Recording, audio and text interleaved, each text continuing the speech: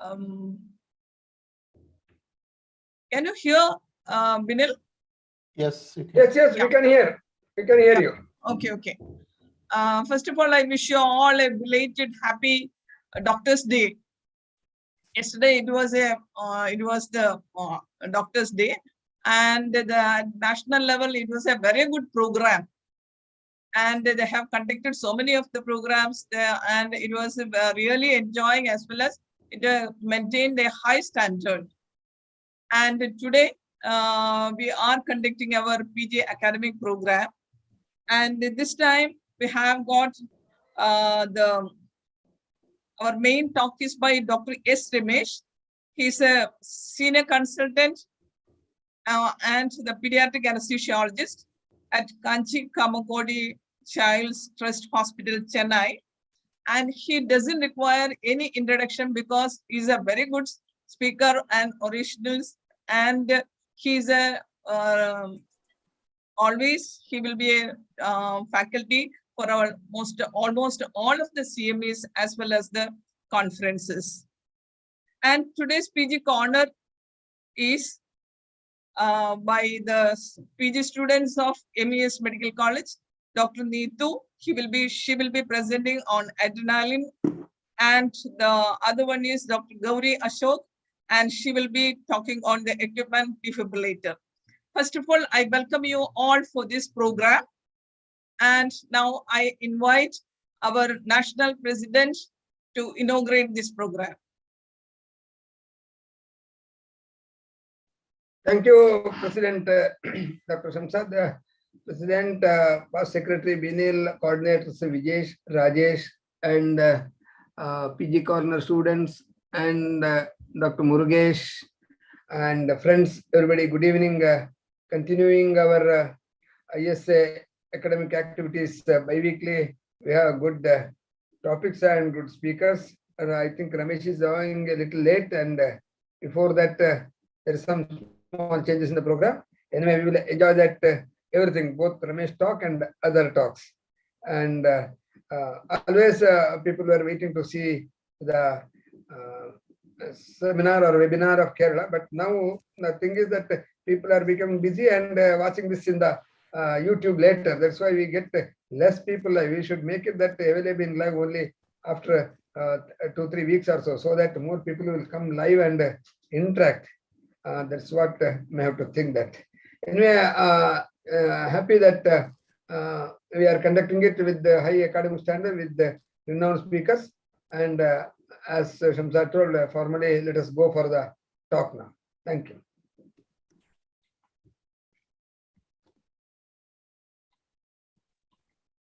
Thank you, sir. And I request Dr. Rajesh MC to take over the first session.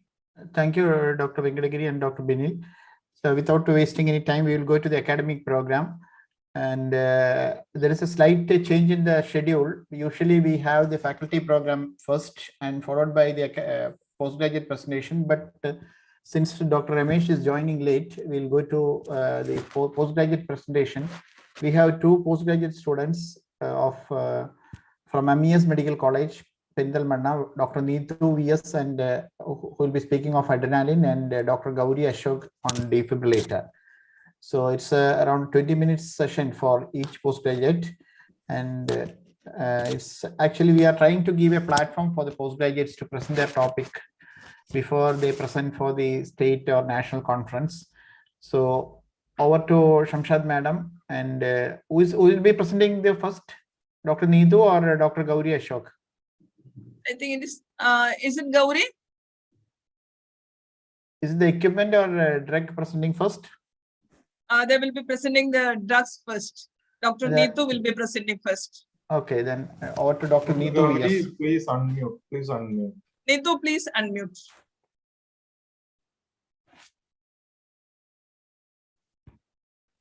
I hope you are presenting from the same computer, Dr. Gauri and Dr. Neetu.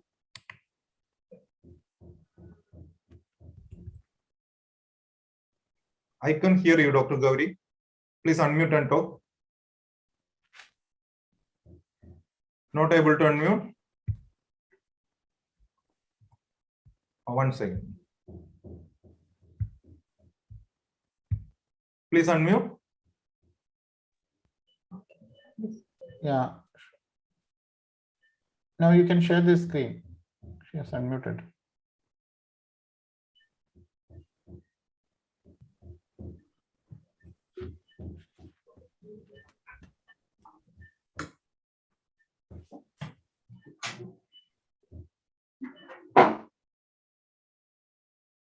Good evening, everyone. Am I audible? You are audible. Yes, yes, you're audible. Yes. Today's topic for discussion is adrenaline, and I will be discussing the topic on following headings: introduction, biosynthesis, systemic effects, therapeutic indications and dosage, adverse effects and contraindications. So introduction. As an introduction, we have three endogenous catecholamines which are naturally produced in a human body. They are epinephrine, norepinephrine, and dopamine. Epinephrine and norepinephrine, which is synthesized from the adrenal medulla and from the postganglionic sympathetic sites, where the dopamine is the major neurotransmitter in the brain, and the dopamine is the precursor of the epinephrine and norepinephrine, and all these are clinically used. Epinephrine is a hormone and neurotransmitter which is produced in response to stress. The main physiological action is to initiate a fight and flight response. Adrenaline is mainly synthesized, stored, and released from the adrenal medulla. It's a sympathomimetic agent, which is a non-selective agonist at adrenergic receptors. The chemical structure, the chemical formula is C9H13NO3. And the chemical structure, it consists of a benzene ring to which hydroxyl groups are attached adjacent to each other, and also it contains an amino methyl group. So molecular weight is 183.2 grams per mole. Coming to the biosynthesis part of adrenaline, the main precursor of the adrenaline is tyrosine, and the tyrosine hydroxylase will catalyze the first rate-limiting step. Hence, the dopamine is formed by addition of hydroxyl group to the tyrosine molecule. And from DOPA, by dopamine decarboxylase or by removing the carboxyl group, dopamine is formed. Dopamine is converted to noradrenaline by dopamine beta hydroxylase, and by methylation, noradrenaline is converted to adrenaline by phenylethylamine N-methyl transferase enzyme. Mechanism of action: adrenaline acts mainly on both the alpha and beta receptors. We have alpha receptors, we have alpha 1 and alpha 2, and beta, we have beta 1, beta 2, and beta 3. Alpha 1 receptors, at action at alpha 1, it causes vasoconstriction and increases the peripheral resistance, hence increases the blood pressure. It also acts on the alpha receptors in the eye and causes mydriasis, and also cause the contractions of the bladder sphincters. At alpha 2 receptors are found presynaptically, hence it will inhibit norepinephrine release and acetylcholine release. It is also present in the pancreatic cells and inhibits the insulin release. Adrenaline also acts on the beta receptors. The main action is at beta 1, hence it increases the heart rate, increases the myocardial contractility. The beta 1 receptors are also found in the juxtaglomerular cells of the kidney, hence it increases the renin secretion. At the action at beta 2 receptors, it causes bronchodilation. It increases the glycogenolysis, and it has action on liver, and it also causes uterine relaxation.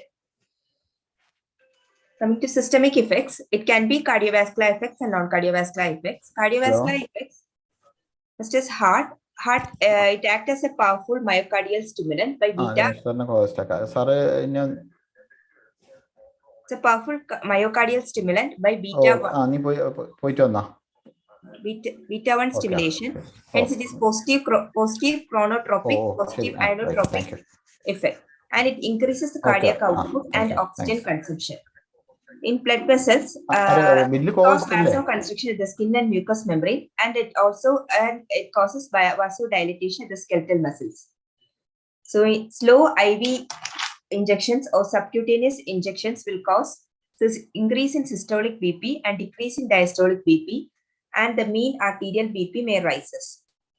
So, coming to the biphasic response of blood pressure, That is, but rapid IV injection of adrenaline will produce an initial marked rise in systolic BP, both systolic and diastolic BP due to stimulation of alpha-1 receptors. As the adrenergic or the adrenaline concentration decreases, beta-1 is stimulated, beta receptors are stimulated, hence cause decrease in BP. The adrenaline is when added with an alpha blocker will cause only a fall in BP, blood pressure. Hence, this is called vasomotor reversal of day. Now, coming to dose-dependent effects, that is the adrenaline at low epinephrine or adrenaline concentration, beta-2 receptors are activated and cause relaxation, whereas mainly the beta-2 receptors. At a high concentration, alpha-1 is stimulated or it causes vasoconstriction. Coming to non-cardiovascular effects, first is at bronchi, it will cause relaxation of smooth muscles due to beta-2 stimulation. And in GIT, it causes relaxation of smooth muscles of GIT and decreases the peristalsis. It will relax the detrusor muscle and contracts the trigone and the sphincter muscles. Ocular effect, it causes mydriasis and it reduces the intraocular tension. Metabolic effects are at liver, by beta-2 stimulation, it causes glycogenolysis. In adipose tissue, mainly by beta-3 stimulation, it causes lipolysis. And kidney, renin secretion. So the cutaneous effects are it causes contraction of the smooth muscles in the skin and cause piloerection. So in summary, the main physiological effects are in heart, it will interact with beta-adrenergic receptors to accelerate the heart rate and increases the force of myocardial contraction. In blood vessels, it causes vasoconstriction of the blood vessels in the skin and mucous membrane, but the vasodilatation in musculature, that is the skeletal muscles and coronary circulation. In respiratory tract, it will cause bronchodilation. In GIT, it will reduce the gastric motility, reduces the blood flow to gastrointestinal tract, and increase breakdown of glycogen to glucose and liver. In central nervous system, it causes activation of sympathetic branch of autonomic nervous system. Coming to pharmacokinetics, the common routes of administration are intravenous, intramuscular, intraosseous, subcutaneous, endotracheal, and ocular route. The onset of action by intravenous route, it is 30 seconds, and by intramuscular route, it is 60 seconds. Duration of action is about 5 to 10 minutes, and half-life is 2 to 3 minutes. It is poorly lipid soluble, hence it has got less cerebral effects. So epinephrine or the adrenaline is metabolized by monoamino oxidase or catecholamidyl transferase to metanephrine and vanillin mandelic acid, which is excreted in urine. Preparations. It is available as clear, colorless, sterile solution containing 1 mg per 1 ml. The concentration is 1 in 1000 ampules. And it is also available as 10 ml mini jet for resuscitation. Then the concentration is 1 in 10,000. Along with local anesthetic, the concentration is 1 in 2 lakh up to 1 in 80,000. And it is also available as auto injectors as EpiPen for IM use, that is 0.3 mg and 0.15 mg. The main clinical uses of adrenaline are anaphylaxis or the life-threatening allergic reactions, in bronchospasm and severe asthma, cardiac arrest, and to drugs, that is which is added to local anesthetics. Coming to dosage, in cardiac arrest, the dosage is intravenous or intraosseous route, IM 1 mg every 3 to 5 minutes until return of spontaneous circulation. Endotracheal, that is 2 to 2.5 mg diluted in 5 to 10 ml NS or sterile water every 3 to 5 minutes until intravenous or intraosseous access is established or return of spontaneous circulation. 1 in 10,000 injection, that is mini jet adrenaline, is also available and which is injected every 5 minutes. For the anaphylaxis of severe allergic reactions, intramuscular route, that's a standard route of administration, that is 0.2 to 0.5 mg every 5 to 15 minutes. In anesthetic practice, IV use is also used. Bronchospasm, subcutaneously 0.3 to 0.5 mg every 20 minutes for 3 doses. Or nebulization, that is racemic epinephrine at 0.5 ml of 0.5 ml to the nebulizer and dilute with 3 ml of NS administered over 15 minutes every 3 to 4 hours as needed. So along with local anesthetics, lignocaine 2% with adrenaline, that's one concentration is 1 in 2 lakh concentration. Each ml of solution contains 20 milligrams of lignocaine and 5 mites of adrenaline. Other clinical uses are in hypotension or shock, which is severe and fluid resistant. Here the IV infusion, initial dose is 0.5 to 0.5 mites per kg per minute, which is titrated to response. Then in bradycardia, which is symptomatic and unresponsive to the atropine of pacing, IV infusion of 2 to 10 mites per minute or 1 to 0.5 mites per kg per minute, which is titrated to desired effect. In intraocular or intraocular surgeries, intraocularly we dilute 1 in 1000 ml solution to a concentration of 1 in 1 lakh or 1 in 10 lakh. That is 1 mcg per ml to 1 mcg, 10 mcg per ml to 1 mcg per ml. Adverse effects of adrenaline are common adverse side effects are anxiety, headache, palpitation, tachycardia, restlessness, tremor, dizziness, sweating, pupil dilation, pallor, hypokalemia, and hyperglycemia. And the rare are allergic reactions which are due to byproducts, that is sodium metabisulfite and sodium bisulfites. Due to overdose or rapid IV administration, can cause arrhythmias, that is mostly ventricular, supraventricular, severe hypertension, cerebral hemorrhage, and pulmonary edema. Contraindications are hypertension. It is avoided in hypertensive, hyperthyroid, and angina patients. And in during anesthesia, along with halothane, it will cause arrhythmias. Along with beta blockers, there will be marked rise in BP due to unopposed action of alpha receptors. Coming to drug interactions, drugs that are antagonizing the pressure effects of epinephrine are alpha blockers and vasodilators. Drugs that potentiate the pressure effect of epinephrine are sympathomimetics, beta blockers, tricyclic antidepressants, and monoamino oxidase inhibitors. Drugs that potentiate an arrhythmogenic effect of epinephrine are beta blockers, cardiac glycosides such as digitalis. As a conclusion, adrenaline is a catecholamine or neurotransmitters which are endogenously produced in adrenal medulla. It gives fight or flight response. The main action of adrenaline is at both at alpha and beta receptors. It will cause myocardial stimulation. It increases the heart rate as well as it increases the force of contraction. It causes peripheral vasoconstriction by alpha receptor stimulation. It causes bronchodilation at beta-2 receptors and it causes glycogenolysis. So the indications are mainly anaphylaxis, bronchospasm, cardiac arrest, and it is added to local anesthetics. And these are my references. Thank you. Thank you, Dr. Neetu. Now, is there any questions in the chat box? There is one question. Dr. Nagaswamy asked, what are the salts of adrenaline available and what is the difference? The preparations which are available, it is available in ampules, that is 1000 concentration, and it is 1 mg per 1 ml.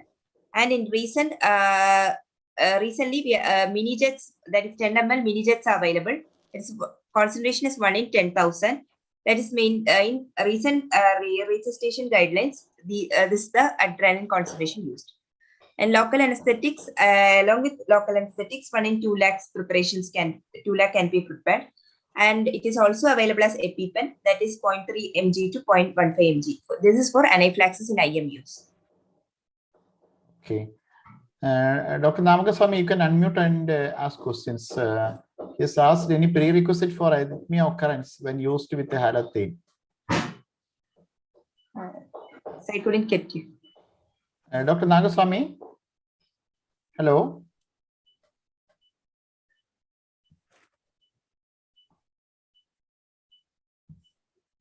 So if you use high concentrations of halothane, it is along with when you inject adrenaline, it is definitely arrhythmogenic. And Dr. Nagaswamy, you can unmute actually.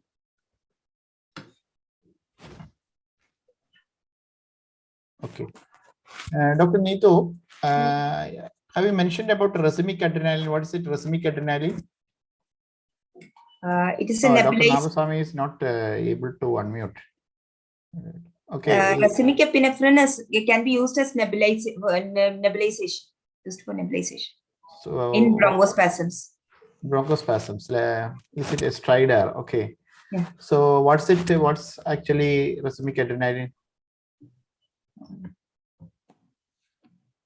It's a 1:1 mixture of dextro and levoisomers of epinephrine.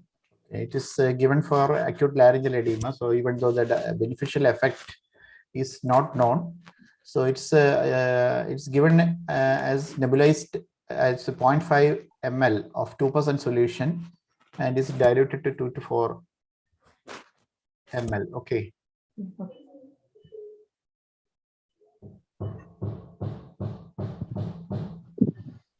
Hello, can you hear me? I am Dr. Nagaswamy Yeah. here. Now you can ask Yeah. questions. The salts are actually adrenaline hydrochloride and adrenaline bitartrate. Previously, they used to manufacture adrenaline hydrochloride, which is a natural extract from the bovine adrenaline glands. But nowadays, we get the synthetic preparation, which is called adrenaline bitartrate, which is a common question asked in the examination yesterday when we were teaching. And adrenaline tartrate is now commonly available, and that is the one which should be used for both vasoconstriction purpose for surface application as well as for resuscitation during CPR. Now, that is the point I think all the PG should know. Okay. Thank you, Dr. Nagaswamy. I think this is the adrenaline tartrate which is available now. Yeah, bitartrate. Bitartrate. Another question I have asked is about the requisites for halothane exogenous use of adrenaline causing arrhythmia. Not all cases you will get the arrhythmia. If there is hypoxia and hypercarbia during halothane administration, and if you administer exogenous adrenaline, especially in plastic surgery where the surgeons use it for surface application to cause vasoconstriction, then you will get severe ventricular arrhythmias, but not in all cases. Okay. Nowadays, halothane is not commonly used. Not available, but Yeah, Not not available. Not available. purpose for I think the PG should know Oh, this yeah, one. very good. Thank you, Dr. Namaswamy. And usually the surgeons will inform the anesthetist, yes, I'm going to inject a Another little bit of common question adrenaline. is, supposing surgeon wants to use surface application of adrenaline, how will you dilute it? That is a common question asked in the examination. So you have to dilute it to 1 in 200,000 to 1 in 500,000. That is, you put 1 ampule in 200 ml of saline or 500 ml of saline. The lower the concentration, better the local effect. Otherwise, you will get a systemic effect, and the maximum use only 5 microgram per kg body weight, depending upon the patient's weight. Otherwise, you will land up with systemic effects, and I have seen cases of pulmonary edema occurring when the surgeon did not know the correct dose and using it in the patient. In a young boy for ear reconstruction, they have used 1 full ampule diluted in just 20 ml, and promptly the patient went in for severe tachycardia and pulmonary edema. Okay. Any comments from the faculties? What is the antidote for adrenaline? Suppose you accidentally inject adrenaline. Atropine, you give the ampoule, sister gives adrenaline. You have injected. What will you do? What is the antidote? Available. Okay, as such, can you show? Yes. As such, no antidote is not given. Anybody knows, Rajesh? I don't know. Any comments from the senior faculties? Any senior faculties can answer it.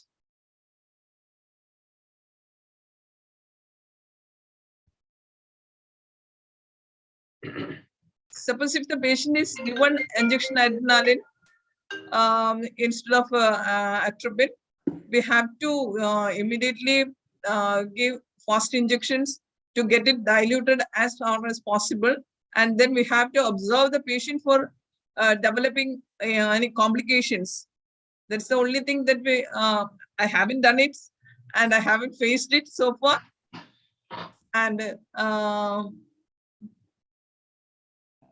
so that's the usual thing that we have to do. And sometimes the patient may develop going in for arrhythmias, as well as finally the patient may develop pulmonary edema also. Suppose if we have given adequately, and also the patient will be developing into severe vasoconstriction at the site of injection also. Anybody can give a better answer? I think we have to treat symptomatically, like. Yes, that's all. And also, if you have given more of a adrenaline in case of severe hypotension or anaphylaxis, in such cases also the patient may go in for pulmonary edema. And we have to observe the patient at least for about minimum 24 hours. And the patient may develop this cardiac complications delayed, because in the initial period we used to treat all these problems as well as the symptomatic treatment that we give immediately. And we have to keep the patient in the ICUs itself for at least 24 hours. And delayed, the patient may develop pulmonary edema. I have seen one case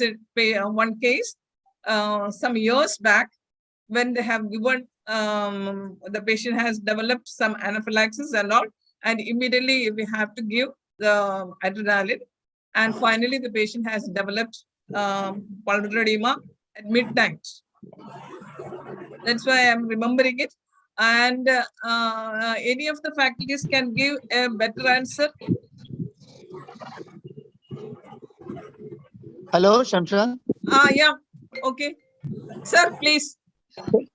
Can you, I don't know why Giri asked this question. I don't know whether in any patients with beta block patients, if sometimes if adrenaline is not effective, that situation you can go for the antidote glucagon. I don't know why did he ask this question? I don't know. Ramdas sir. Hello. Ramdas sir, he has asked what's the antidote for. That is why I am asking. Antidote for adrenaline. I haven't heard of any antidote for adrenaline. Definitely, you can keep symptomatic treatment. You can give reduce the heart rate, reduce the BP. The primary effect will be only beta stimulation, mainly people feel severe tachycardia. So you have to reduce the heart rate by esmolol, which is the best treatment to counteract that effect. All the other effects are secondary. So if you allow heart rate to go up relentlessly, definitely because of lack of ventricular filling, it will develop in pulmonary edema. So the correct antidote is quick acting beta blocker esmolol. There is no doubt about it. Anyway, that's beta blockers may be the antidote. Specifically esmolol, because of its short acting. Short acting okay. Easily titratable. Yeah. Thank you, sir. And Giri, any other source for this question? No, because it happened to me many years back in an emergency. Instead of atropine, they gave that adrenaline, and I came to know when the patient was telling my heart is coming. That was adrenaline. It was a thyroidectomy case. My heart was coming to my hand. I had nothing. I had to only thing was praying, and I gave midazolam and waited. Luckily, it was in government hospital. Government supply adrenaline did not act that much well, and we should be thankful that government supply. Then I wrote in the machine, adrenaline black, atropine green, no other. I don't use any atropine other than green labeled after that. It was about 15 years back in government. Thyroidectomy, yes, I told adrenaline should be black, and wherever I can say that, that should be color coded and different. Otherwise, there are mistakes. People may give that. Dr. Murugesh, you can unmute, and he has suggested using labetalol. Yeah, okay. That's labetalol is not advised because it has both beta stimulant and alpha blocking effect. So it causes severe hypotension. It is not advisable. Both an alpha and a beta blocker. Okay.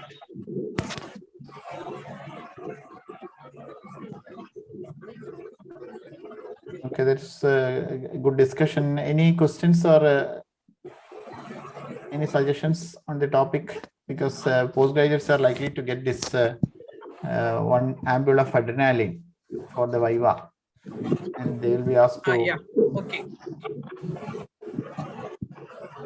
Rajesh, if normal racemic adrenaline is not available, Yeah, can you nebulize with normal adrenaline?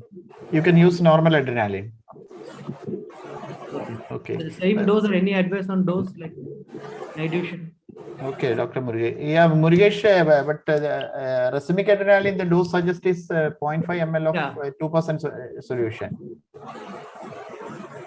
And diluted to volume of 2 to 4 ml.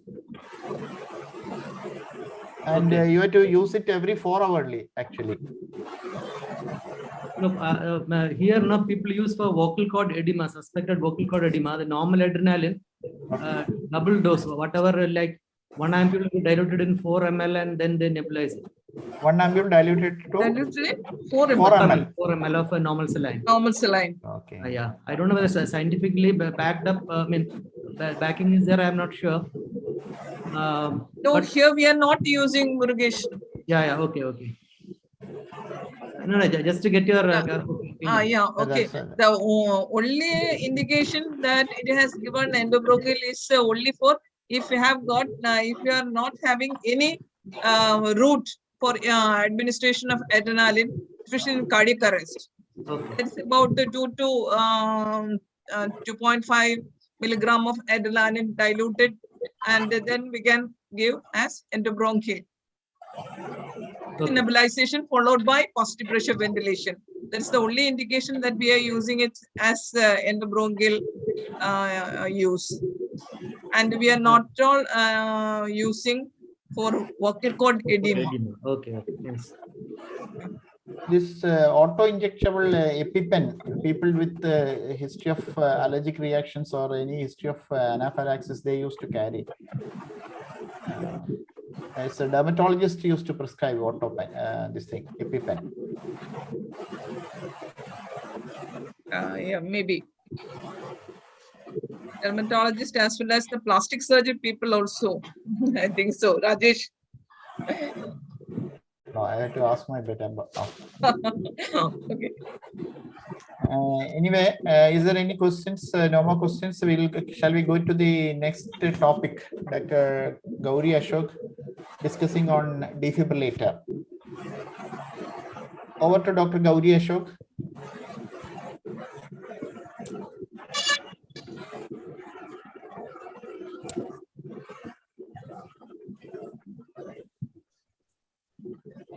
Hello? Yeah. Yes, sir. You can.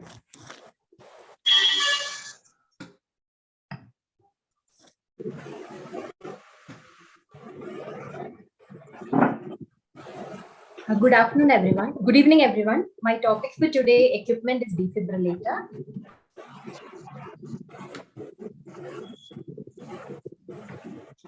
Objectives.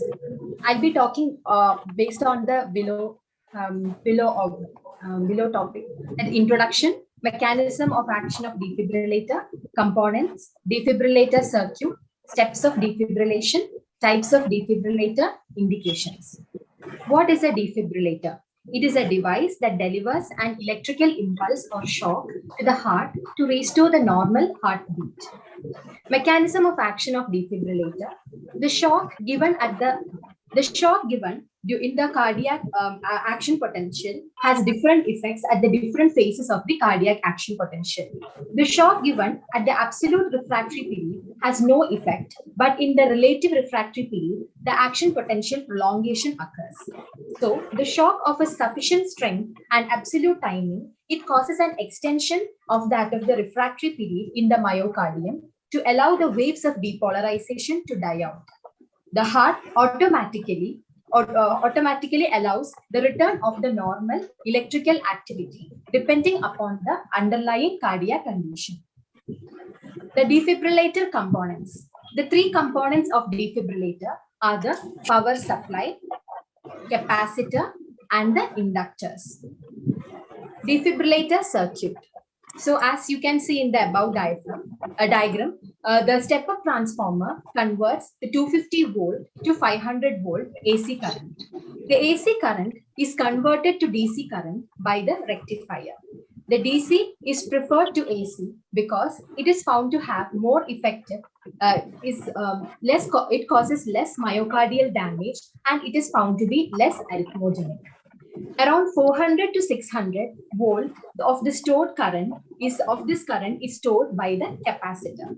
The diagram above shows this. Now we can see the step-up transformer, which converts the 250 volt current to 5000 volt AC current, and this AC current is being and the defibrillator is activated when the shock button is pressed. The stored charge from the capacitor will be released as a pulse of current to the patient's heart. The stored energy will be expressed in joules. The inductance is provided by the inductors of the output circuit. The inductors, they decelerate the rapid discharge of the capacitors to give a shock that is slow to about 4 to 10 milliseconds. This prolonged effective delivery of the current optimizes the chance of synchronized myocardial depolarization. Now comes the steps of defibrillation. Continue the CPR while preparing for defibrillation. Turn on the defibrillator. The defibrillator set to defibrillation mode. In case of biphasic defibrillator, charge to 120 joules to 200 joules. In monophasic defibrillator, charge to 360 joules. The defibrillator paddles are placed over the right infraclavicular area and cardiac apex, and the pad positions include the anterior lateral, anterior posterior, anterior left infrascapular, and anterior right infrascapular.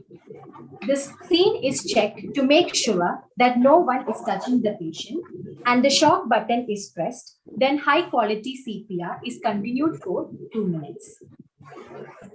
So this is a picture showing the common positions, the usual positions of the defibrillator pad positioning. So first one shows the positions. Now comes the types of defibrillator.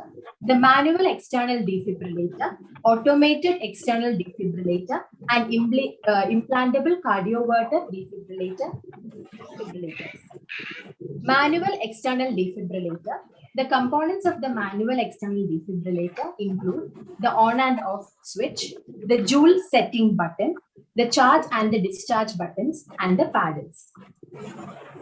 The defibrillators, the external manual defibrillators, are being classified into two. That is a monophasic defibrillators and the biphasic defibrillators. Monophasic defibrillators are the first generation defibrillators. The monophasic waveforms deliver the current in one polarity, that is in one direction. Energy needed for the pulseless VT and VF is about 360 joules. Post-shock myocardial dysfunction is very high with that of monophasic defibrillator. The first shock success rate is about 60%. So this is the diagram showing that. So here there is a current is delivered only in one direction, and this is the graph showing the same. Now comes the biphasic defibrillators. They are second generation defibrillators. With biphasic waveform, the current flows in one direction in phase 1 and then reverses in the phase 2. It has a less risk of injury to heart. The shock at an energy setting comparable to or lower than 20 joules have equivalent or high success rate in termination of VF. The first shock success rate in biphasic defibrillator is about 80% when delivered within 3 minutes. This is the diagram showing that the biphasic defibrillator, it has two directions, and this is the graph showing the same. Advantages of biphasic defibrillator: it has a greater efficacy, better arrhythmias correction, less energy, and less chance of burns. Now comes implantable cardioverter defibrillator. It is an electronic device that constantly monitors the heart rate and rhythm. It detects the abnormal rhythm and delivers energy to the heart muscles, which enables the heart to beat in a normal rhythm again. Indication. The primary prevention in that of sudden cardiac death in patients at a high risk of life-threatening VT and VF, and secondary prevention, that is a sudden cardiac death in a patients with a prior sustained VT or VF. Now comes the ICD devices. There are two. The devices, ICD device, it has two major parts. That is a pulse generator and the lead. The pulse generator houses the battery and a tiny computer. The energy is stored in the battery until it is needed, and the computer receives the information from the leads to determine what rhythm is occurring.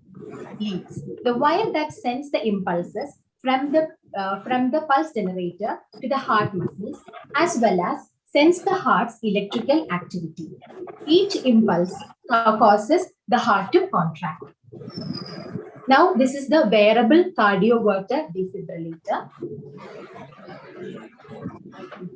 The wearable cardioverter defibrillator, it consists of a vest incorporating 2 defibrillation electrodes and 4 sensing electrocardiographic electrodes connecting to that of a base unit containing the monitoring and the defibrillation electronics. It is mainly used in the patients who are waiting for the cardiac transplantation.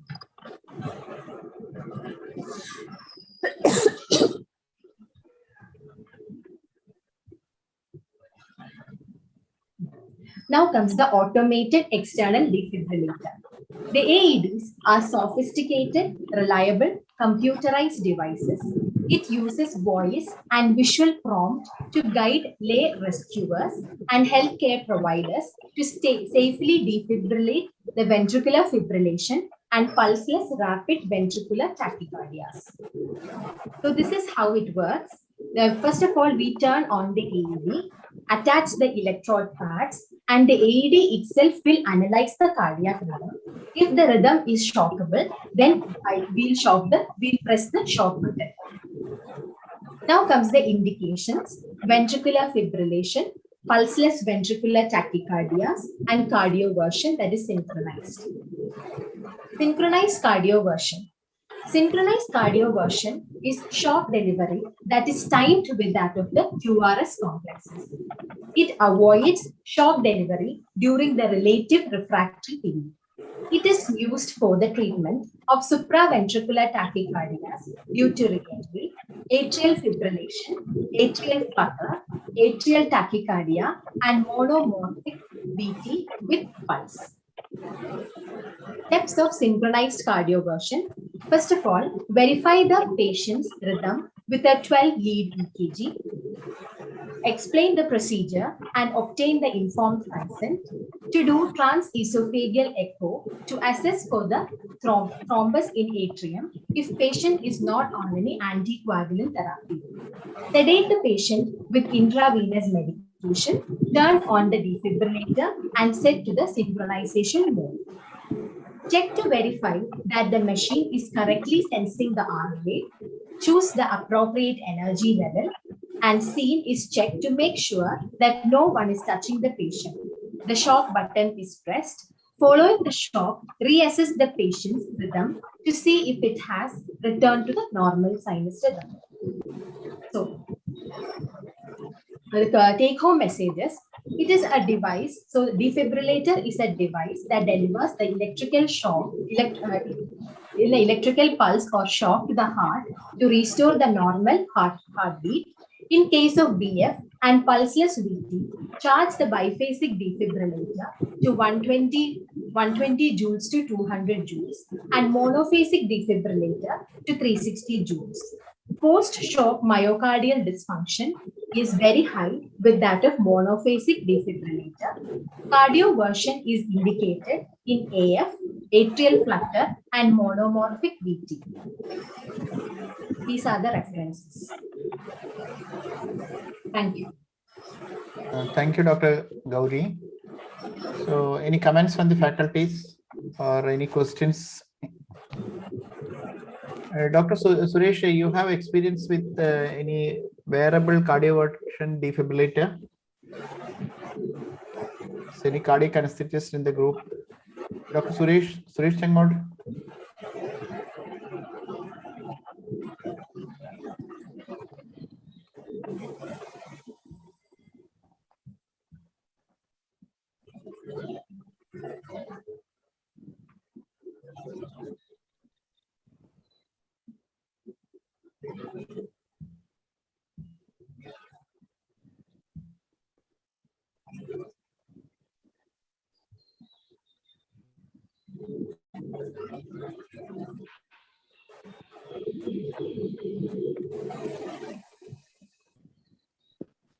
Yeah, this is the, anyone has got experience with the wearable cardioverter defibrillator and how it works?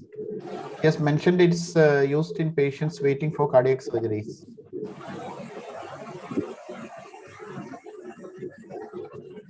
Ramdas sir?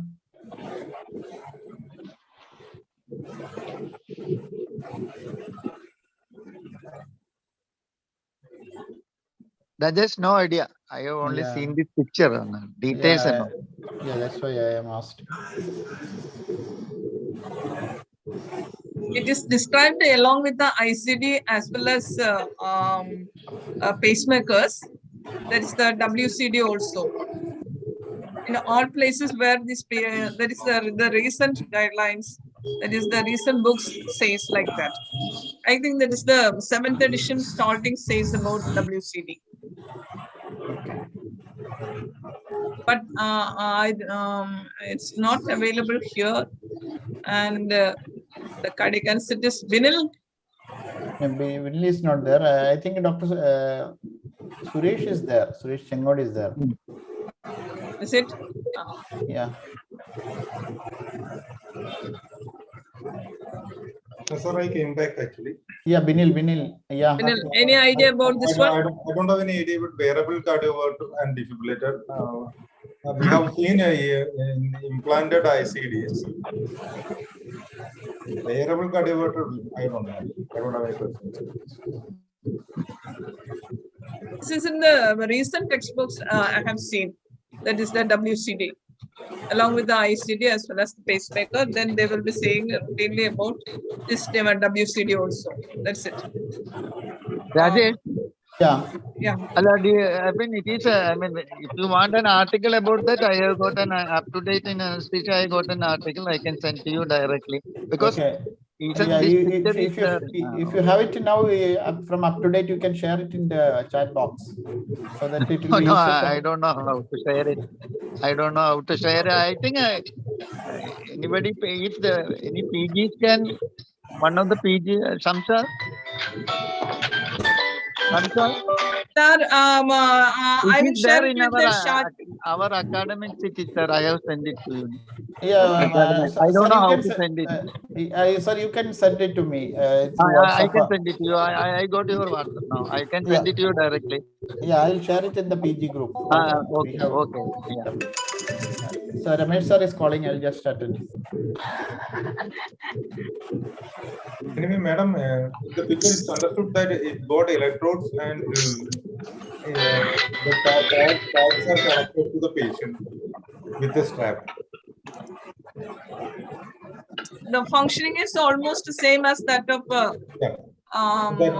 ICDs. That's all I just want to say. But it's an external device which is connected to the patient, and like if you are using in the ICUs, usually when the patient is getting repeated arrhythmias, we used to connect the pads instead of paddings. So the same way wearable cardioverter also is working according to Dr. Binil, hello. Yes, sir, please.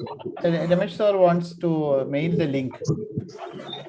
Okay, I'll send it to him just. Okay. He'll be logging.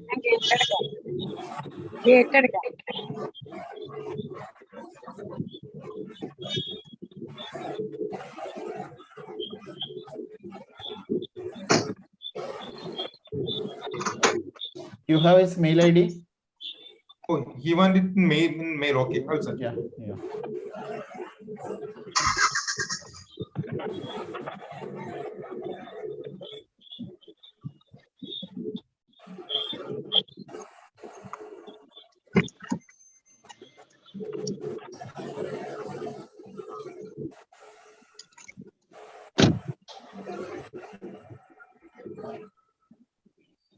അതെ തന്നെ. അതെ അതെ അതെ.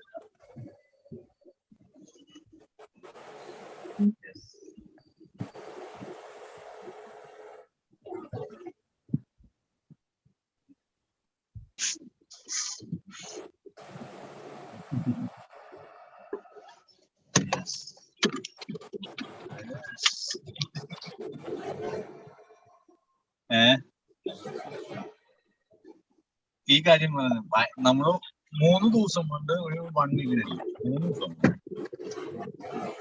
എങ്ങനെ പോയാലും Dr. Ramesh sir is waiting, and session will start soon. Sir, please send me his mail ID. I am not getting from my email. Rajesh? Yeah, I saw you have sent it. Just 1 minute, sir. ഞാൻ കഴിച്ചിട്ടുണ്ട് കേട്ടോ രാജേഷ്. എന്തിനും തയ്യാറാണ്.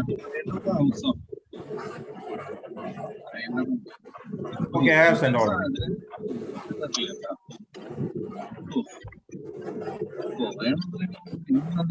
We won't get the mail unless sir has given the article itself, because the mail won't come with the from the site. It won't come. അല്ല, ഞാൻ രാജേഷിന് WhatsApp അയച്ചിട്ടുണ്ട്. Yeah, അത് കിട്ടും. അല്ല, രാജേഷിന് വാട്സപ്പ് അയച്ചിട്ടുണ്ട് ഇപ്പൊ ആർട്ടിക്കിള്. Yeah, article കിട്ടും. വാട്സപ്പിന് അയച്ചു. അല്ല, രാജേഷിന് അയച്ചിട്ടുണ്ട്. എനിക്കിത് പോസ്റ്റ് ചെയ്യാൻ അറിയില്ല. ഞാൻ അയക്കാം സാറേ.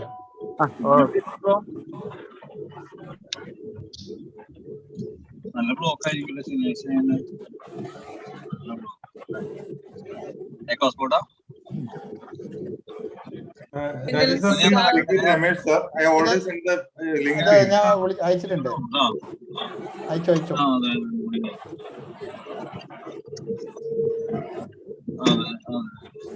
ഞാനിപ്പോ എങ്ങനെ വന്നൊരു case ഉണ്ടാണ്. Yes.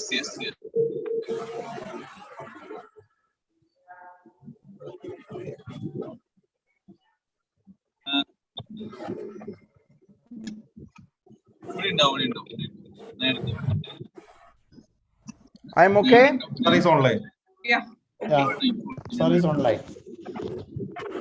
Yes, Rajesh, I'm okay. Yes, sir. Thank you.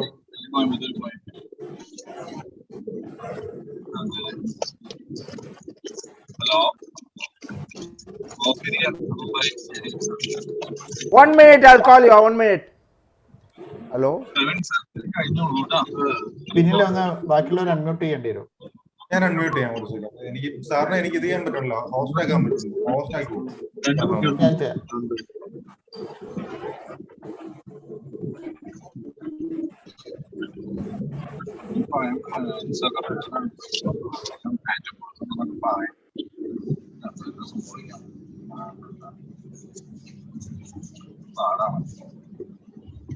Humours ഒത്തിരി കോളായിരുന്നു.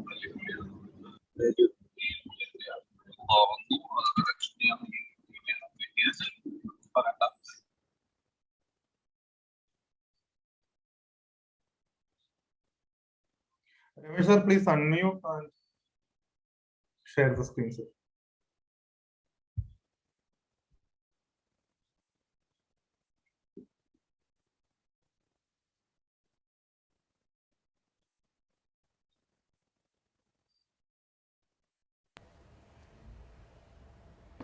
Hello, yes.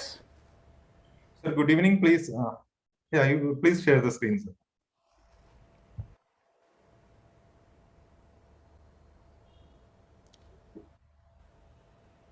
Yes, sir. Good evening, sir. Good evening. Yeah. Welcome, sir, to this program. This academic. Good evening. Okay. Oh yeah. One thing I just want to see the video is on. Why my video is seen? Okay. But let me see. Is it okay? See what I am telling the full screen. Let me see whether what is. Are you able to see everything? No, sir. We can see you. You can't see the screen. No, sir. No. Why it is so? I am sharing the screen. 1 second.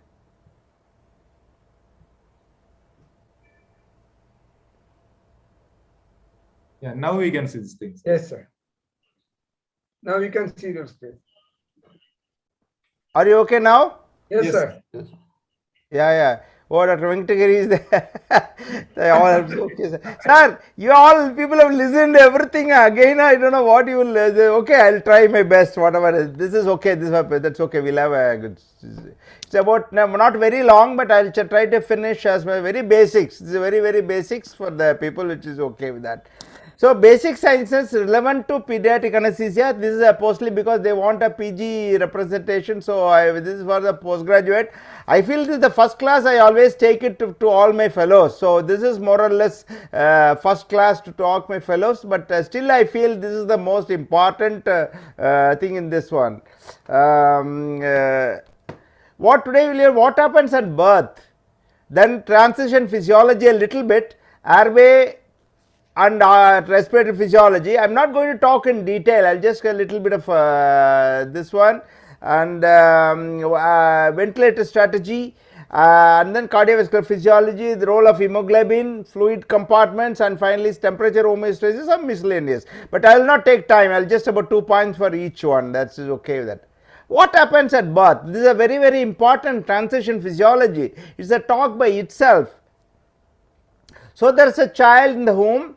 Then it is on the, suddenly it will come out, and as soon as he come out, they say that is, I found that diaphragmatic hernia, TF, immediately I have taken about 30 years ago, diaphragmatic hernia, immediately brought to the operating room, we are operated. I think that's very wrong, because lot of changes happens at the birth.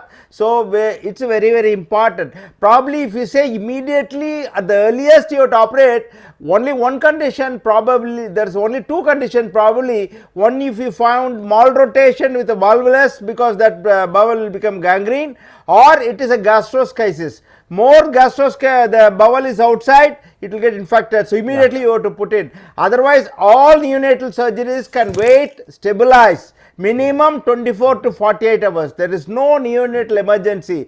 It's only a medical emergency. There is no surgical emergency, because as you see here, this is a child which immediately born, and then they take a X-ray and they found is a white one.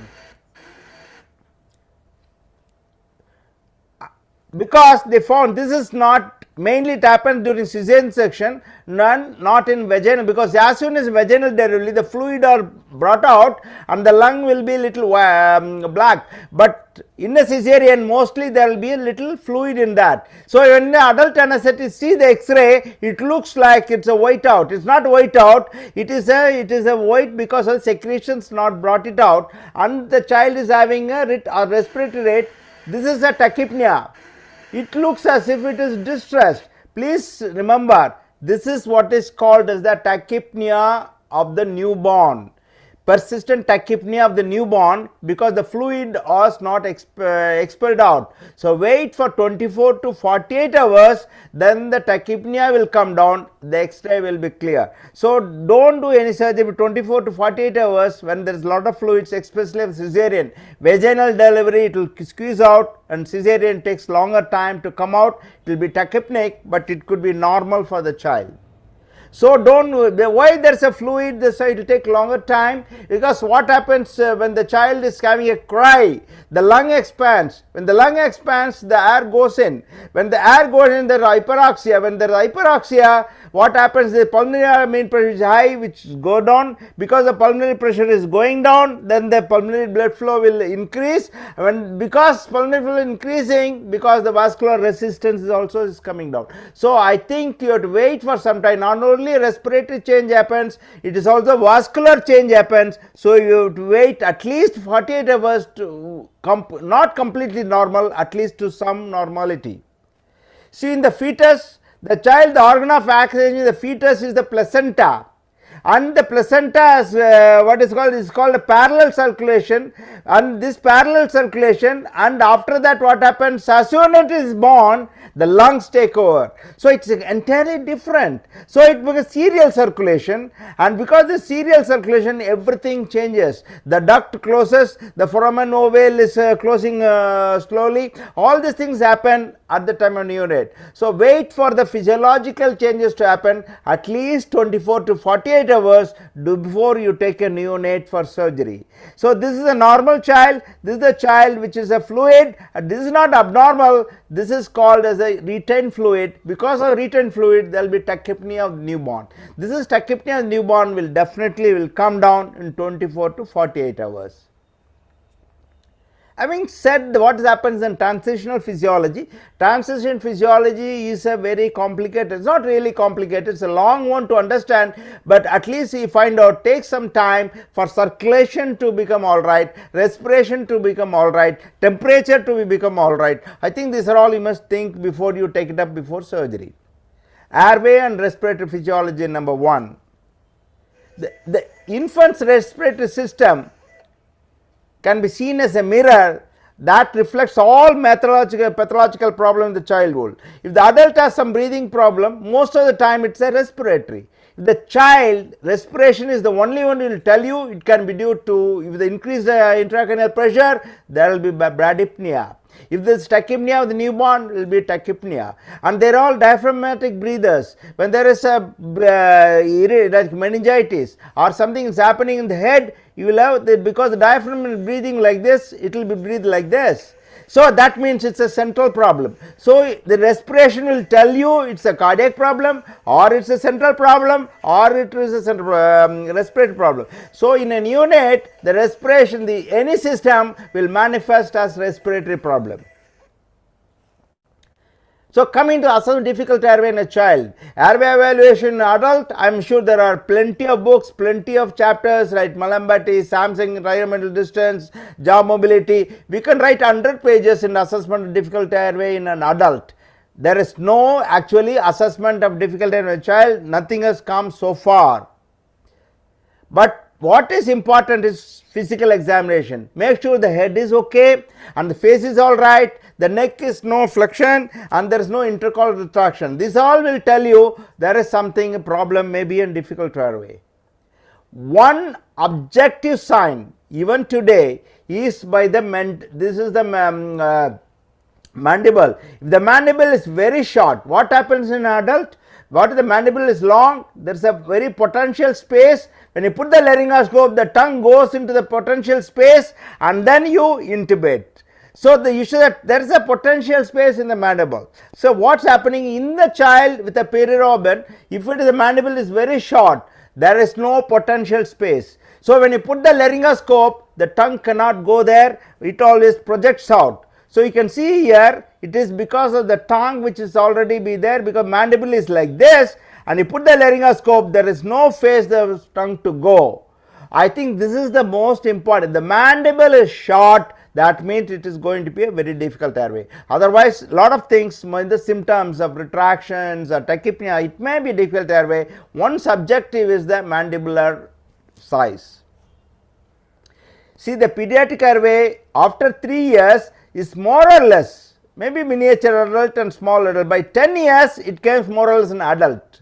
But in the kid, there is a lot of difference. 6 months up to 1 year, the epiglottis is very large, and then there is a distance how it is. It's not really, though it's they say it's a conical, it is really a cylindrical, and only in 3 years it can be little miniature adult. When you put a laryngoscope and a neonate, you will not be able to see the vocal cords like an adult. You will see only a small hole, and that is, if you put it, you will get into the tube.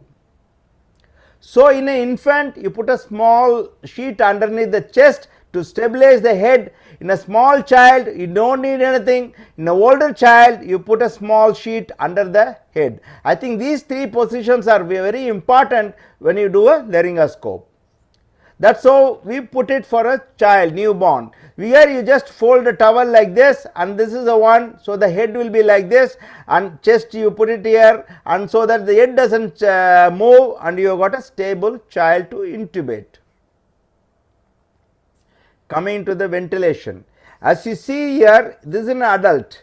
You see, in adult, I don't know, the adult, there is actually the ribs are closed obliquely. You can see in the X-ray also, the ribs are obliquely. So when it's obliquely, when you take a deep breath, what happens?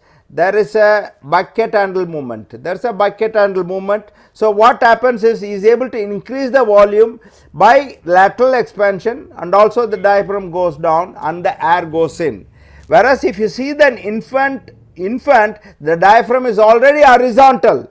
If you see the X-ray, it's all horizontal. So there is no space that thorax can expand. The only way the child can breathe or increase the thoracic volume is depends on diaphragmatic movement. So if the diaphragm is splinted, then the child cannot breathe. So that's very important when using a mask ventilation. When you without any proper fitting, you are not putting, you just keep on ventilating, the stomach will distend. When the stomach distends, then what happens? It splints the diaphragm. When it splints the diaphragm, already the FRC is low, then saturation will go down. You put a nasogastric tube, you deflate, the saturation will come up. It's a simple, so you must know how to hold the mask in a small babies. So as soon as your child is abdomen is distended like this, you put the deflate the stomach with the nasogastric tube, and you must deflate. It's very important that if you want a feeding tube to be put in a small baby, either you put it before you inducing the anesthesia, or fully deepen the anesthesia and put it. If it is in between, you put the nasogastric tube, you will get into laryngospasm. So it's important that either before induction or after deep. If you want to do in the middle, don't put into the nose. Nose is a big stimulus. So you put it to the orally and deflate the stomach. It's much safer. Actually, this experiment was done by Kester Brown about 60 years ago. So he increased the pressure. They increase the pressure in the stomach by 5 centimeter, 10 centimeter, 15 centimeter, and see what is the volume in the FRC. So what if you increase the pressure, then what is happening is that the volume is less. When you deflate the stomach, after deflation the FRC increases. Very simple experiment done by Kester Brown, but it's very, very useful. So when the abdomen is distended, this is true, I always say, when the abdomen is distended like this, you have to be very careful in measuring the nasogastric tube. You measure from the lateral tip of the mouth to the L of the nose to the tragus, and that amount you must measure it, and then you put it for the airway. For a nasogastric tube, you measure from here, then measure from here, that has to be told. If you have not measured and if you force it, you will get into perforation. This is a small child with air under the diaphragm, and this is the tube which is there. I have seen about 6 perforation in 35 years because of the nasogastric tube in a neonate. This is a child which about 20 years ago, where you put the, without measuring you put it, because the stomach is very diseased and already there is an infection, you force it, there will be a perforation like this, then you see the closed one. It's very important to measure the nasogastric tube and then deposit, don't pause blindly. Okay, having to the airway, and here's the what is this one, the oxygen consumption. You all know oxygen consumption is double, about 6 to 7 ml per kilogram. Because the oxygen consumption is double, so you have to increase the oxygen uptake. Because you have to increase the oxygen uptake, child cannot increase the volume, so the respiratory rate is high, 80 or 90.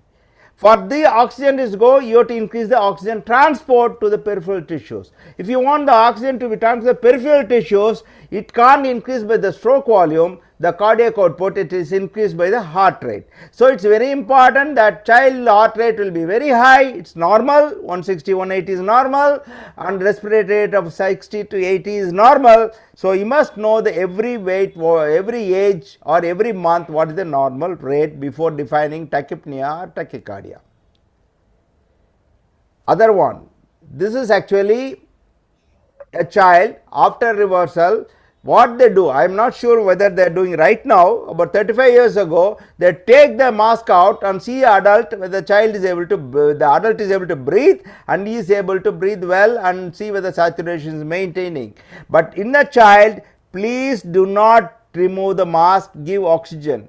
In an adult, the chemoreceptors are all very active, and because that's all active, when hypoxia comes, it stimulates the respiration.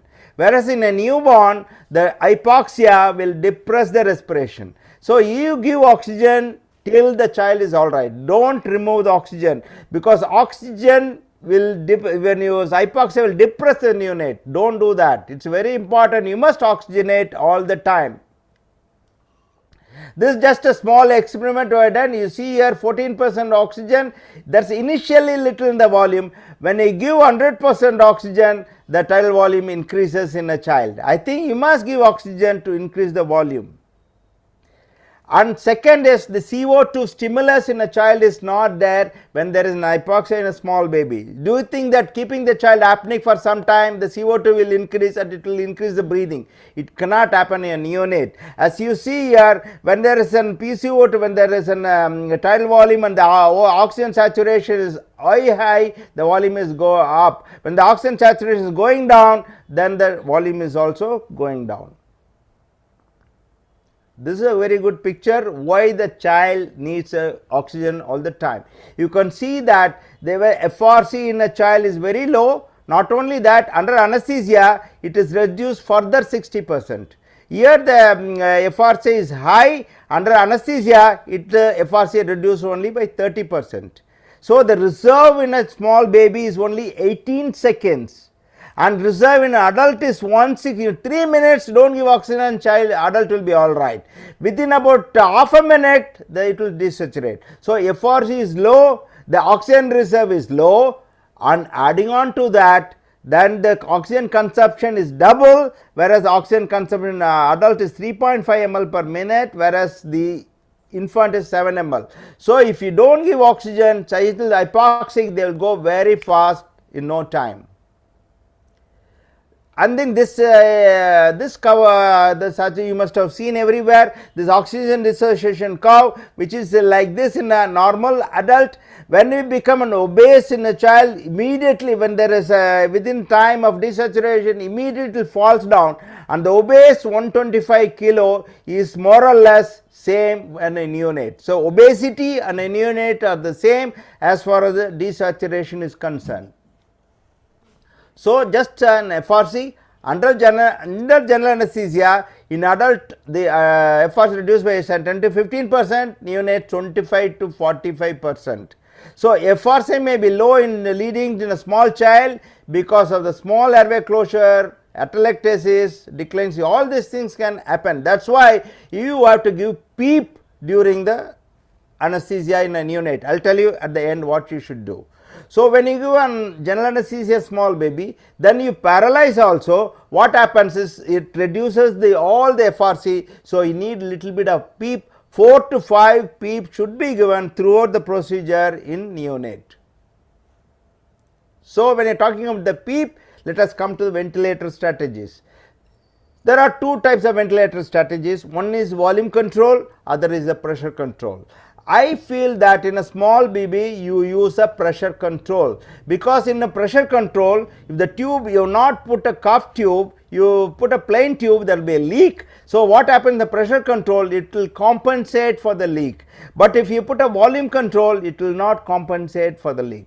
Not only that, in a child, in a neonate, all the alveoli are not normal. Already there will be small and big. So with the volume control, we will not be able to, you see in the volume control, the flow is actually decelerating. So it cannot expand all the alveoli. In a pressure control, the flow is constant, so that it increases the diseased alveoli or a small alveoli, everything will be ventilated smoothly. I think because there is a leak, it will compensate. Second, for uniform ventilation and constant flow, I prefer a pressure control mode if you want to use a neonate less than 1 and neonate was than 1 year. Coming into the cardiovascular physiology. See, neonate and infant cardiovascular physiology, it's a myocardium is stiff, Actually, it is like a very stiff like a liver. It's non-compliant. It cannot increase the volume. So what happens is that it gives only a fixed stroke volume. If it gives about 50, it will give you 50. But if suddenly if the child needs shock, you want to increase the cardiac output, the volume cannot increase. You have to increase the heart rate. That in a child, the cardiac output is increased by stroke volume. Cannot be increased stroke volume, increased only by the heart rate. Please remember that. That's why the God has given. In a small child, there is a decreased blood pressure, so easier to output. When slowly the adult, it grows up to the infant, children and the adult, the pressure always goes up, and that's a very, very important. And sympathetic nervous system in a neonate and infant is not very well developed. Because of this, the parasympathetic is overworking and bradycardia is very, very common. And there's a duct. Though it is only physiologically closed, the anatomical closure go up to 3 months, sometimes even 6 months. This you must have in your mind. If somebody in echo shows or somebody shows an echo, PDA is closed, it is not anatomically closed. In a child, I will give you a small example. A tracheoesophageal fistula with a small PDA I took for a surgery. Because there is small PDA, tracheoesophageal fistula, we gave some lot of volume. The closed PDA become open very large, and the child, I couldn't wean off the ventilator, and child is the lung was flooded. Then I have to take another surgery for close the PDA, the duct, and then we have to extubate. So if there is a duct, please be very careful in giving the fluids. The patent foramen ovale also behaves more or less like a duct, but very important during the when there is a foramen ovale, not physiologically very important, but paradoxical embolism has been reported. Be careful when the echo shows foramen ovale. But everyone should have a proper working stethoscope. I tell everybody, but they all buy big cars, big things, but they never buy a good stethoscope. And they search in the Biles machine if there is a stethoscope. It is not the hospital responsibility, it is your responsibility, because the stethoscopes, if you keep in the chest, it always tells you that it's breathing well. Not only that, if you are the heart, it is initially the volume of status. If there is a hypovolemia, it will be toke. Immediately you give fluids, it will become toke. I think precordial stethoscope, at least this stethoscope is a must. Coming to the hemoglobin. The hemoglobin in the neonate is 18 to 20 grams. Please remember, it is all about 80 to 90% of the fetal hemoglobin. What is fetal hemoglobin? It shifts the oxygen reservation curve to the left. If it is shifted to the left, that means no free hemoglobin to the tissues. So, and if you, what happens if you give the bag to the new resident fellows, they will keep on pressurizing. Actually, I have seen somebody giving the bag and go around the operating room. I found some of the residents are ventilating at 100 rate. So when you give 100, there is hyperventilation, and not only the fetal hemoglobin, hyperventilation, it shifts the curve again to the left. So all these things hamper the oxygen saturation. And second, about the preterm, if what happens is only during the term the hemoglobin transfers from the placenta to the fetus. If it is a preterm, the hemoglobin is not transferred, and already then the hemoglobin will go 12 or 13. Please don't think that 12 or 13 is a good one in a preterm, because 12 or 13 is all fetal hemoglobin, which is not functionally very good.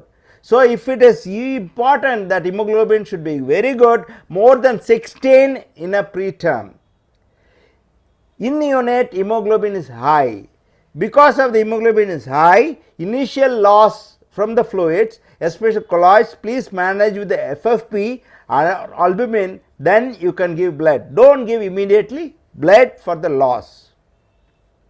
So fetal hemoglobin initially be like this. At birth it comes down, and only at about 6 months again it has come down very well. So only after 6 months then the adult, it will reach the adult hemoglobin. I will show you this one. The P50 in adult is 27, that is hemoglobin of 8. At 3 months the P50 is 30, but P50 of 30, but it is equivalent to only to 6.5. or less than 2 months the P50 is only 24, it shows you 11.7. So 11.7, it is not exactly all the hemoglobin, it's only a fetal hemoglobin. So older infants, older child will tolerate more lower hemoglobin level, whereas neonates cannot tolerate the lower hemoglobin level. Coming to the fluid compartments, you can see here, this is a child which has is a born, the extracellular fluid is more 80% and intracellular fluid is only 20%. Because what happens is when the neonate or infant is dehydrated, that means 80% is already gone, and only because of 20% it is dehydrated, and it will dehydrate very fast. So if the child is dehydrated, that means they are 80% behind the fluids. Not only that, because the extracellular fluid volume is 80%, you can see thiopentone or propofol, all the drugs that has increased the volume of distribution, your drug should be very high. Intraoperative fluid loss. In adult, there is a hypovolemia, bradycardia or tachycardia will be a fluid loss. In a child neonate, it can be bradycardic, it can be tachycardic. But important is you have to feel the pulse. It can be weak pulse or peripheral pulse. There will be decrease in the heart sounds. Pulse oximetry will be losing. But if you see the pulse oximetry, the losing, saturation, volume is low, don't treat the pulse oximetry probe. You know that because hypovolemia, that's how it's happening like this. The skin is mottled, and if you pinch the heel, the capillary filling time should be less than 2 seconds. If it is more than 2 seconds, that means the perfusion is not very good. That's why when you're doing a small baby, I keep the hand or the heel to be seen. So there is, if the pulse oximetry doesn't work, if the BP doesn't work, I'll just make sure the capillary filling is all right. So if the NIBP is not all right, what I do is when the neonate comes to the operating room, I keep the axillary pulse. After about 1 hour, the axillary pulse will be lost, only the radial pulse will be lost, and only the brachial will be felt. So after some time, the brachial will be lost, only axillary felt. That means you are hypovolemic. Give some fluids, then the brachial pulses will come. Give some more fluids, the radial pulse will come. I think you have to correlate clinically as well as the monitors. So because of hypovolemia, what's your problem? Because of the hypovolemia, the increased blood flow goes to the brain and the heart. When the child goes to sleep, the same concentration go to heart. At the same time, child will have bradycardia and arrest. People think a sevoflurane is very safe, but if you give sevoflurane 5% and the child goes to sleep, the same time the heart rate also will go down. Please careful when you are giving 5% in a neonate. So cardiac and respiratory depression happens at the same time. Coming to the temperature, you see thermoregulations, I don't want to you know everything, because a large surface area, small mass and thin layer subcutaneous fat, limited thermogenesis, especially shivering thermogenesis, the temperature goes down in a child. The core temperature of a child, actually this thermoneutral zone is quite large. So it can take longer time before the child go into hypothermia or hypothermia. Whereas thermoneutral zone is very, very narrow in an infant, so the child neonate will go down or hypothermic very, very fast. Be careful. Why you are bothered about hypothermia? Hypothermia in a neonate resembles hypoxia every time. It can be delayed recovery. There will be more of bleeding because there will be infection, there will be myocardial depression and arrhythmia. I think the temperature is the important monitor you must monitor in a small babies. So a lot of things you can lose, prevent now what is called the concept, what is called the pre-warming. Before you induce, put the warmer, so that warming is brought up to 38, then slowly it will come down. That is the reason. But whatever one is, the filter can be added, fluid warmer or warming blanket, you can put a steady drape, force warmer, or you can insulate some exposed areas. I think this, whatever possible, you must do it to prevent the heat loss. Coming to the miscellaneous, this is not much, I just want to tell you. See, every inhalational induction is more rapid than the adults, because one is that the child is breathing faster and the smaller FRC to minute volume ratio, and higher alveolar ventilation become faster. But when it become faster, be careful, at same time it depresses the heart also, you may get bradycardia. Because of less muscle mass, more blood is going to the brain as well as the heart. So they loses the consciousness, same time the cardiovascular depression also happen. So don't put on 5% for a longer time. Try to induce a neonate only with 2 to 3%. Take longer time to induce, not with 5%. We are happy that during central nervous blocks, the blood pressure changes are unusual. That is reduced sympathetic tone, immature autonomic system, the blood sequestration is very, very small. Because of this, the blood pressure changes are very, very less during the neonate. It's a big advantage for the pediatric anesthesiologist. Finally, I'll conclude with this particular thing. When I am trained about 40 years ago, when there's a bradycardia, we'll give atropine. Then after one dose of atropine, then no second dose of atropine, then the third dose, then become arrest and resuscitate, then give adrenaline. I think that I have learned, finally this is gone. So important in a bradycardia, in a small neonate and infant, please load adrenaline 1 in 1000, again dilute to 10 ml, make it 10,000 and then you keep it. I think the first drug to be given in a bradycardia, neonatal bradycardia less than 80, you must give adrenaline. I think that is, don't scare to give adrenaline in a bradycardia neonate. I have said many of the neonates now, the dosing is 0.1 milligram per kilo, and doubled it's about 20 milligrams, and 0.1 milligram per kilo, that is 100 milligram, you can microgram also given. So to conclude, children are not small adults, infants are not small children, and neonates are not small infants. So what you heard is what happens at birth, transient physiology, airway and respiratory physiology, ventilator strategy, cardiovascular physiology, role of hemoglobin, fluid compartment, temperature, hemostasis, finally the miscellaneous. I think I gave only couple of points in every one, and then I was little fast today, and I am not, to be frank with you, I am not as usual as every day, because I had a really Hindu webinar with a lot of public answering questions and things like that. I am little preoccupied, but Rajesh asked me to do it. I couldn't say no to him, but some points I have given, and I can be here. If some questions, I will definitely be able to answer your questions.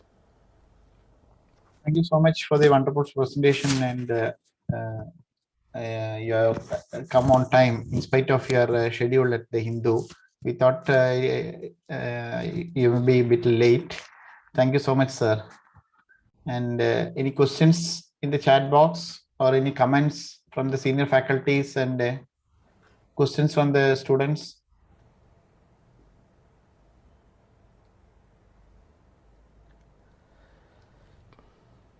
Ramdas sir, any questions? Dr. Meenakshi Sundaram is there.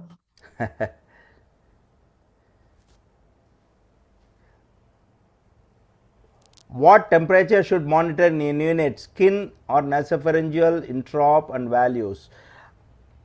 I think, see, skin temperature is not a good to monitor in intraop, because you will have a warmer outside, and then you will have a lights and all these things. Skin temperature intraop is not a good way of monitoring intraop temperature.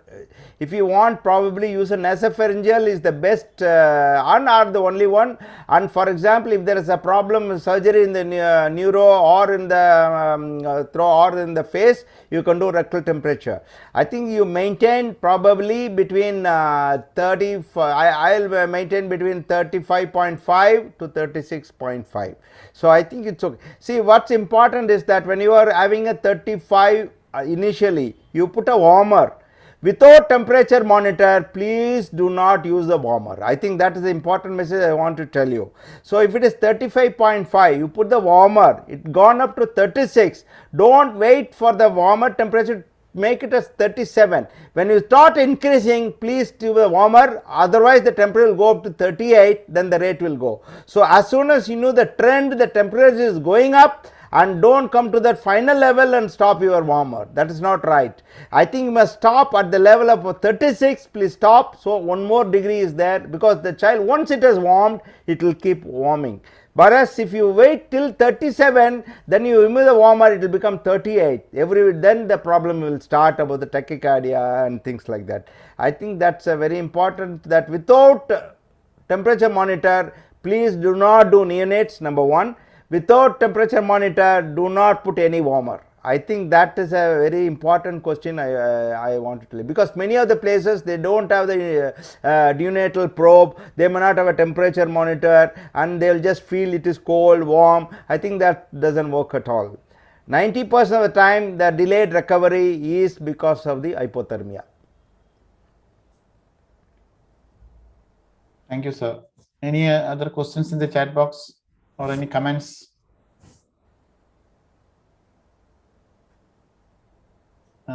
Shamshad madam. So you have to unmute.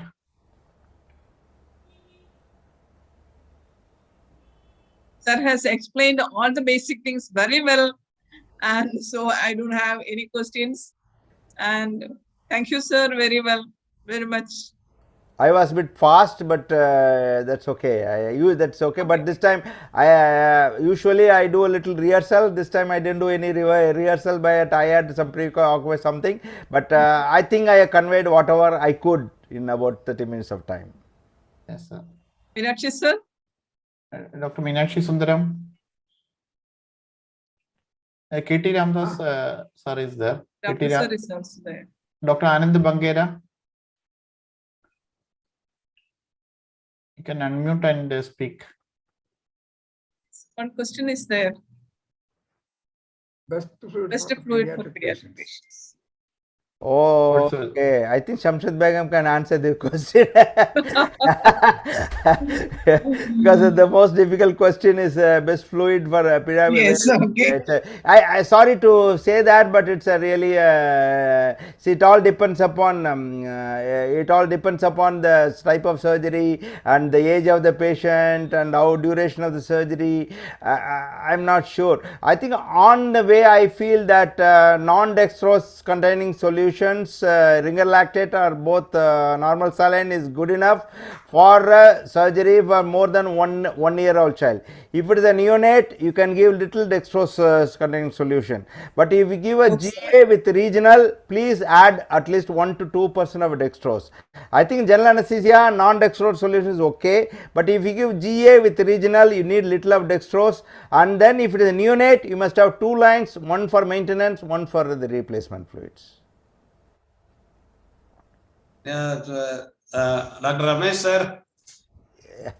Yeah, this is to make my attendance to you. No worries, sir.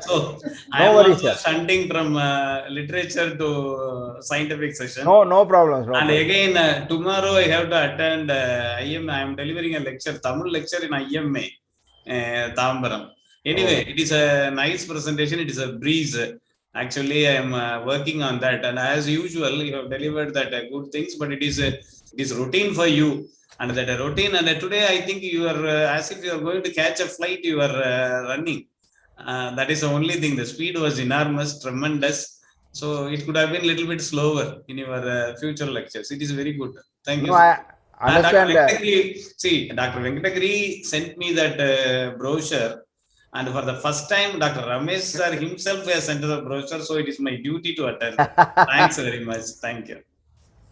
Ramesh sir, there is a question from Dr. Venkata Nageshwara. Please enlighten us on caudal block and up to what age we can give, and best local anesthetic additives in it.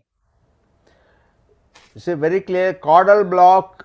See, now it is slowly increasing the age. Caudal block can be given from the birth to any age. Caudal block, but up to 8 years it is easier. Beyond 8 years going to be a little difficult. I think that if you can find out, that's okay. And the best drug, you want to use it, I will recommend only ropivacaine 0.2%. And if you want additive, the only additive you want to add is either clonidine or S-ketamine. All other additives not recommended. S-ketamine is available in India? No, it's not available. It's not available. So clonidine, what will be the dose per body weight? It's about 0.1 microgram per kilo. That comes to about 0.1 division per patient. So if it is about 10 kilo, about 2 divisions in the insulin syringe. Take from the insulin. Any you want to clone adenine, take from the insulin syringe. Yeah. Okay, sir. Thank you. Thank you, sir. Thank you, Venkatagiri, for coming and all these things. Where I know, Rajesh, I have taken a little fast, and usually it is not. I didn't feel happy about today's lecture, but I will do that. It's okay. Thank you, sir. Thank you, sir. Thank you so much. Sir. Thank you very much, sir. Thank you. Will. Okay. Bye. Okay, sir. If there is no more questions, we'll wind up the session. Thank you.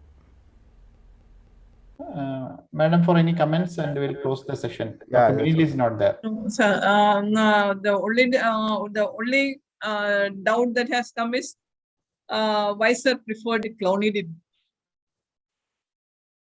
No, the clonidine is the only FDA approved. Clonidine is the only one which is approved that intrathecal or external can be given. All other drugs, only studies have been given, and it has not been proved at all anywhere. I think whatever is available, you cannot inject into the epidural space. I think that is not right. I think if there is any problem with other drugs, I think we will be in soup. I think clonidine is the only one approved to give caudal additive in children neonates. In neonates. Okay. Thank you. Ramesh, sir, one question. Do you use dexmedetomidine intranasal for pediatric premedication or for any outside OT procedures? No, we give about just intranasal for a premedication, same dosage. We will give with the insulin syringe and give it. Takes about maybe about 20 minutes. The child is a little sleepy. It's quite good actually. Yes, sir. Okay, sir. Something. Okay, sir. Thank you. Okay. Oh, thank you, sir. Thank you so much, sir. You look so tired. Tired now. Yeah. No. I'm a little tired. People is asking. Ding. Sorry, I come. I have committed to you, but you. This one. That's why it is. Okay, sir. Madam, any comments, or otherwise we'll close the session? No. Ramda sir. Ramda sir, any? Okay, thank you very much. It's an excellent talk. Some problem with the audio. We'll close the session, madam. Yeah, okay. So next week, means first week Giri, of. Venkatagiri, anything more? Can unmute. Let's see. Rajesh, please ask him to unmute and. I think he's not able to unmute. Some problem, technical problem. Anyway, the third week of July, we have an important session on positioning in anesthesia. It will be taken by Dr. Baburaj, and postgraduate students from the Lourdes Hospital will be presenting their PG topic. So can we close the session, madam? Yeah. Okay. And, if no more questions are there, it's okay. The two postgraduates, Dr. Neetu V.S. and Gauri Ashok, also presented well. Thank you, Dr. Neetu and Dr. Gauri. Thank you, madam. Good night. Okay. Good night. Okay.